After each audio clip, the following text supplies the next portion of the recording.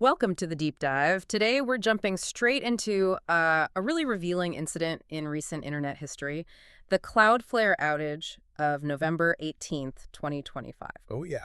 For a few hours, a single failure at this one company took down massive services. We're talking ChatGPT, X, Coinbase, just gone. Completely offline. So our mission today is to go past that headline, beyond just downtime and really uncover the deep fragility this whole thing exposed. It's a huge deal because of Cloudflare's sheer scale. You have to understand, it's not just another company. It's basically an internet supernode. It's ranked #1 in CDN mindshare, something like 20.5%. Right. So when a node that critical even stumbles, the entire digital world feels the tremor. Okay, so let's unpack the cause. Cloudflare said pretty quickly that this was not a cyber attack. No malicious activity at all. So if it wasn't a bad actor, what on earth triggered this global disruption? It really boils down to automation gone wrong. I mean, specifically in their configuration management system. The control plane? Exactly, the control plane. A really routine permissions change in a database caused a query to start spitting out duplicate entries. And these entries went into a configuration file for their bot management system. So a feature list for their security system just doubled in size out of nowhere. It did. And here's where the cascade starts. This oversized file, which normally have maybe, 60 features. Yeah.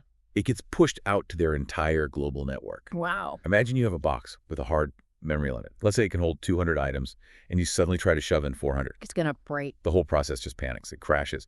And that's what happened here. The core system saw this file, exceeded its memory limit, and started generating those HTTP 5XX errors everywhere. Okay, that explains the crash, but this is the part I find really interesting.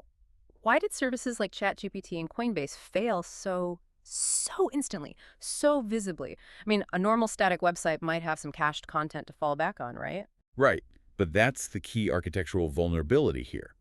LLMs like ChatGPT and financial front ends, they have basically zero fallback capacity because they depend on real-time edge routing. You can't cache an answer from an AI. Exactly.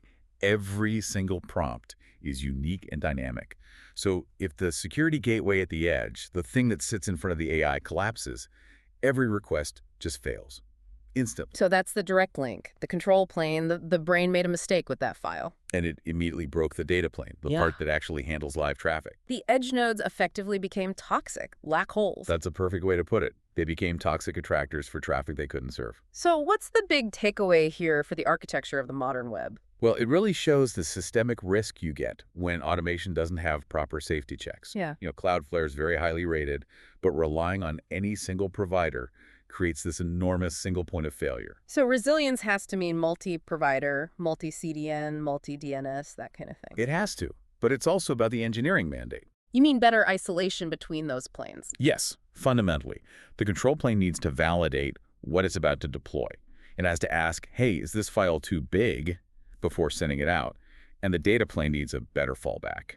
It should see bad data and just revert to the last known good configuration, not crash the whole system. So to sum it all up, this outage basically showed us that the internet's nervous system is dangerously centralized. It's powerful, but it's also incredibly brittle when those core control systems fail. Which leaves us with a final thought for you, the listener.